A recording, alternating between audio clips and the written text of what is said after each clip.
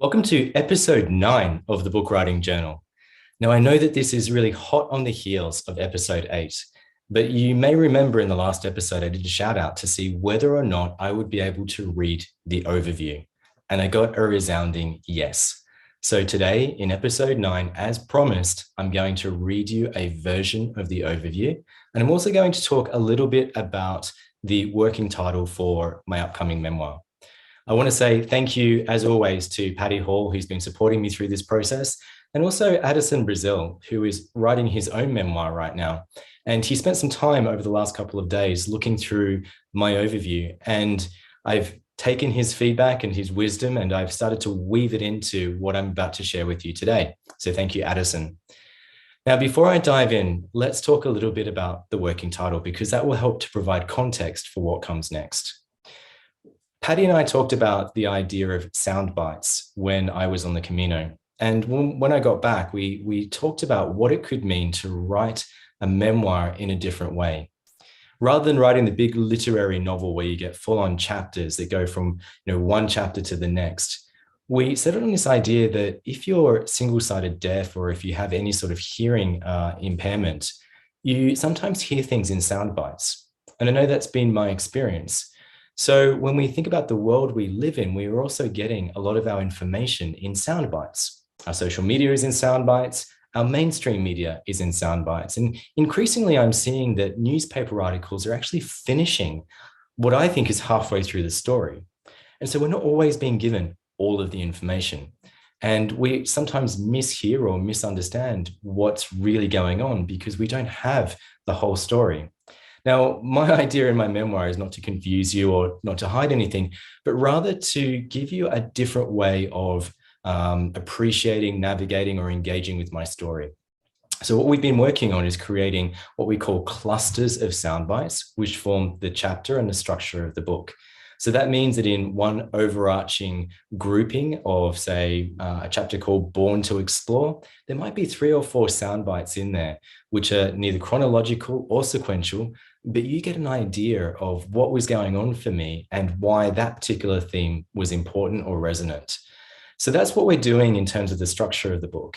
And in the overview, there's a lot more telling rather than show, don't tell, which is the idea behind writing the memoir. So in the overview, which we give to the agent and the publisher, it's really clear and succinct exactly what's going on. You won't get this as the reader of my memoir because there's a lot more showing, there's a lot more description without the really in your face exactly what's happening. So in sharing this overview with you, I'm a little bit vulnerable and feeling a little bit uncomfortable, but I'm going to trust you all. And I'm going to invite you, as always, to share your feedback, your reflections, whatever it is that you take away from hearing this overview. I would love to hear from you. Now, because I have it here on paper, I'm going to be looking down as I read, and I'll do my best to engage as well as I go through the reading of the overview. If you haven't got a cup of tea, press pause, go and grab a cuppa. It's going to be around about 10 minutes, I think. And yeah, let's dive in. So let's dive into Sound Bites, the memoir. Can you hear yourself chewing as you eat? Sirens on the street? A dog barking in the distance? Yes? Congratulations, you can hear. As a single-sided deaf guy, I was used to not hearing the crunch of popcorn, crisps, or anything else noticeably loud when I chewed it on the left side of my face. I was also attuned to not having much feeling on the whole left side of my head because I had shut it down so completely as a kid. I was so used to being deaf in one ear from the age of 4. I rarely questioned it until I woke up mostly deaf in my right ear, about 30 years later.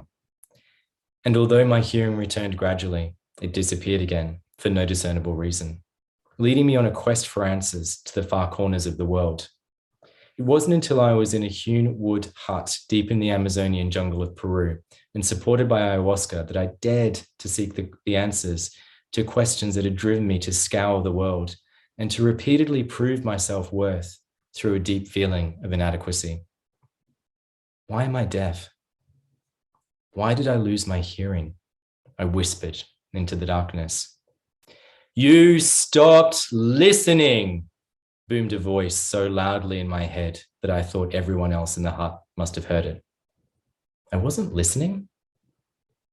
I wasn't listening. That was my answer?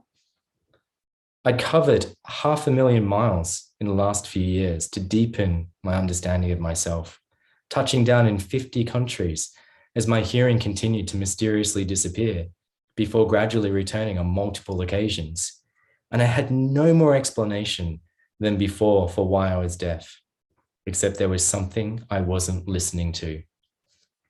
As a child, my mum regularly reminded me I was a know-it-all smartass who always had to have the last word. I grew out of that habit, mostly. My colleagues would describe me as a leader who works at a relentless pace to deliver quality work confidently and competently. They'd also say something about me being calm and passing that feeling on to others. Yet I feel the opposite of calm, confident, and competent on the regular. I'm an unlikely adventurer. I didn't seek out a job that would take me to some of the most dangerous, remote, and inhospitable places on the planet.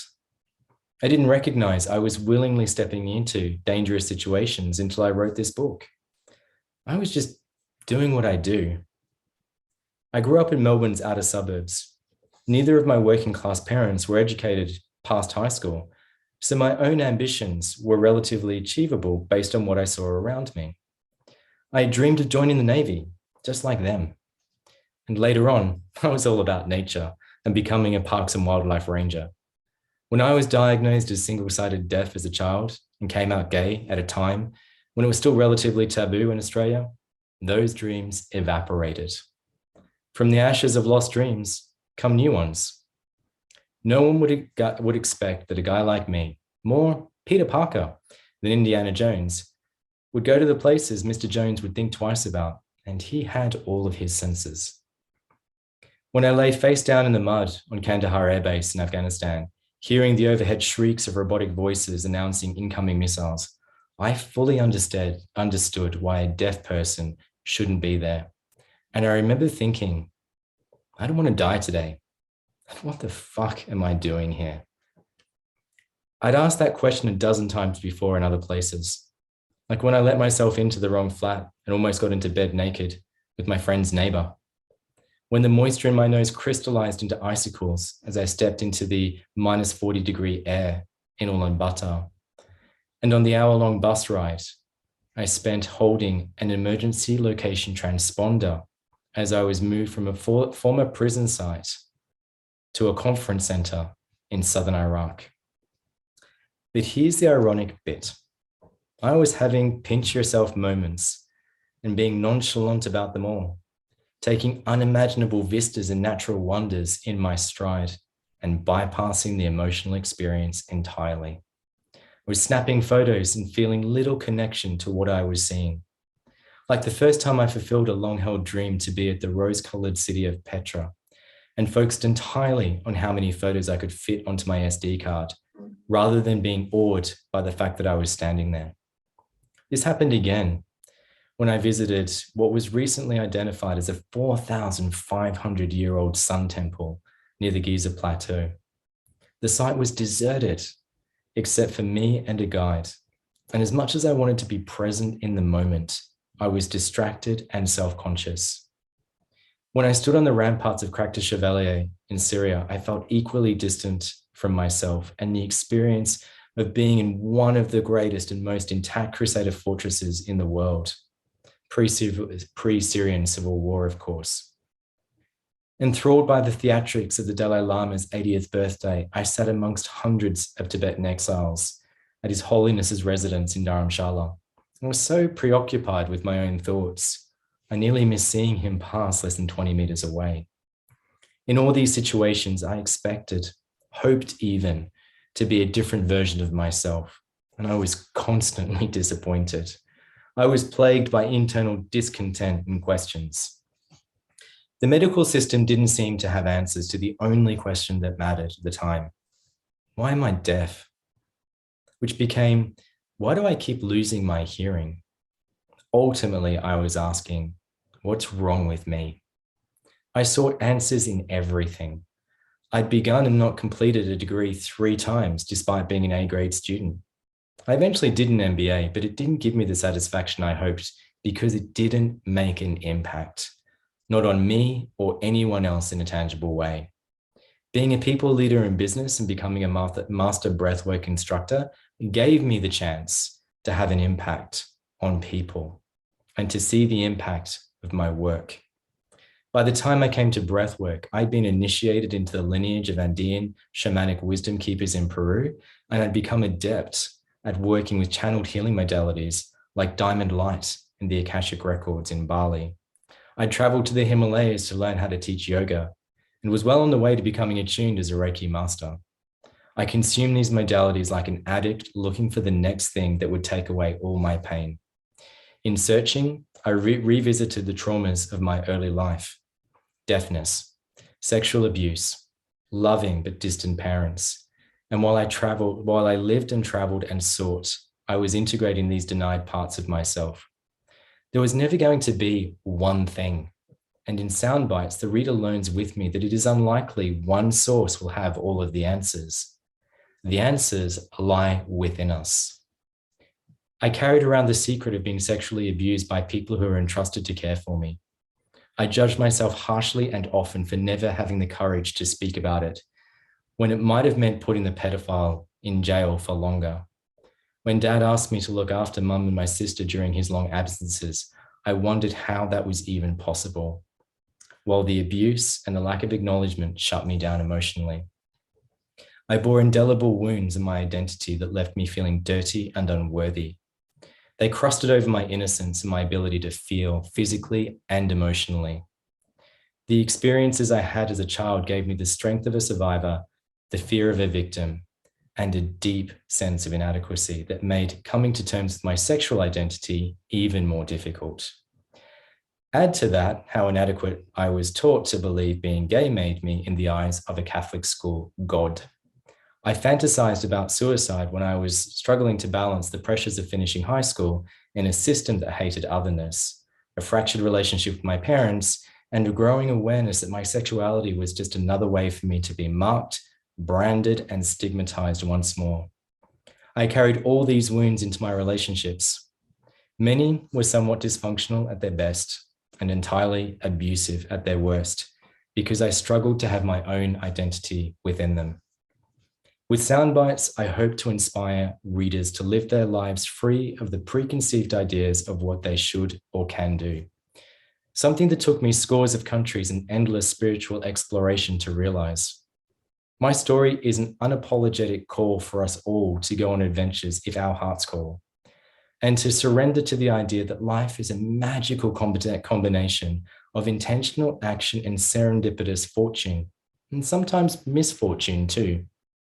What I learned and what I have to teach is that our mind is a projector of our experiences, shaping our reality based on our beliefs and conditioned ways of being. It's not a recorder of our accumulated time on Earth. I show that the impossible is more possible than we all realize, and it requires surrender. In surrendering, we are asked to relax into our lives and our experiences while we are excavating the deeper meaning of our suffering. And that can demand a great deal of will from us. I know that my journey was a search for answers about who I was and who I wasn't. I set off into the unknown at a time when my life was spiraling out of control through depression, risk-taking with sex and drugs, and my first bout of sudden sensorineural hearing loss in my right ear to go with complete deafness in my left ear. As a child, we had a map in the kitchen that we put a tack in for all the places my father stopped as he sailed around the world with the Navy. I dreamed and learned about the world through that map. I never thought it would be possible for me to sleep under a million stars beneath 500-year-old dragon's blood trees on a remote island off the coast of Yemen, or that I would have tea with Bedouins in the back roads of Jordan's Petra, or witness turtles hatching on a deserted beach in Oman, as I walked the same shores as the Queen of Sheba once did. A voice from inside me invited me to trust my intuition and make plans to visit some of the most inspiring places in the world. It also nudged me to fulfill childhood dreams, including riding a horse on the Mongolian steppe. By the epilogue of Soundbites, I acknowledge that voice as the deep wisdom of my soul, and I embody it comfortably as I return home to myself. Soundbites isn't a memoir of an adrenaline junkie, a backpacker, or a spiritual hippie. It isn't Bella Bathurst's Sound or Luke Taylor's Out of the Woods, where the authors already knew what they had to say before the book was written. Although it shares the inside-outside narrative of Jedediah Jenkins and the pacey adventure of Charlie Borman, this isn't that story. When transformation happened, I was the last one to recognize it, and much of it has arrived only recently. Writing this book has been the most courageous act of all, given how much of what I share in it has remained unsaid until now. As much as we try to package and label our experiences, our identities, or our lives, we can't. A label, like the many I've lived with, disabled, gay, deaf, goody-goody two-shoes, fag, smelly, nerd, hippie, Navy brat, just to list a few, limits the wonder of who we really are and underestimates the value of our gifts, our flaws, and our wondrously nuanced complexity. The writing process delivered the wisdom I had so long been seeking. We aren't always meant to know, and the seeking must be done both inside or inwards and outwards. I examine the boundaries of my own isness and isn'tness, only to find them shift each time I thought I was close, and that who I thought I was not who I am. My deafness didn't end up being the purpose of the search, but rather the invitation to seek. My risk-taking and travel was as much about self-proving as it was to show others that I wasn't the poor little deaf kid I saw myself to be. My exploration was ultimately about coming home to self and accepting myself as an adult, rather than finding myself out in the world. I'm part of a growing community of conscious leaders who operate comfortably within the framework of a business, but who use the depth of their non-business experience to see the world through a different lens. I can draw upon a broad set of perspectives to create positive change for people who yearn for something more. The book's unique structure invites the reader to engage much as they might with social media. Shorter, sharper vignettes or sound bites take the reader into the heart of my story with momentum. The reader has an experience similar to deaf people who often get most of the story, but not quite all of it, depending upon the noise that impedes their ability to hear and to listen. At the end of each section, I offer the reader space to breathe, contemplate, integrate, and explore through reflective questions. This book is a quest for truth through experience, and it is a reminder that we each have so much more in common with each other than we realize. With so many restrictions on freedom being implemented around the globe, and with so many people questioning the direction of their lives, my memoir offers readers the chance to explore the world through a unique lens, while exploring themselves at the same time. It is a clarion call for readers to cross the precarious terrain, enduring the uncertain footing through the wilds of their own emotional landscape to arrive closer to their own truth, their own isness. It is in sitting in dead silence with ourselves that we hear the most, if only we listen. So that, my dear listeners, followers, and friends, is the overview of Soundbites, the memoir, or a version of the overview. I know that Patty and I will be working over the next couple of weeks as we head towards the holidays and into the new year to finalize this and get it into the hands of an agent so that this will hopefully become a published memoir very soon. As always, I invite your reflections, your feedback, your encouragement, and any positive criticism that will help make this the best book possible. Thank you for being here. Thank you for listening. And I look forward to sharing more in episode 10 of the Book Writing Journal.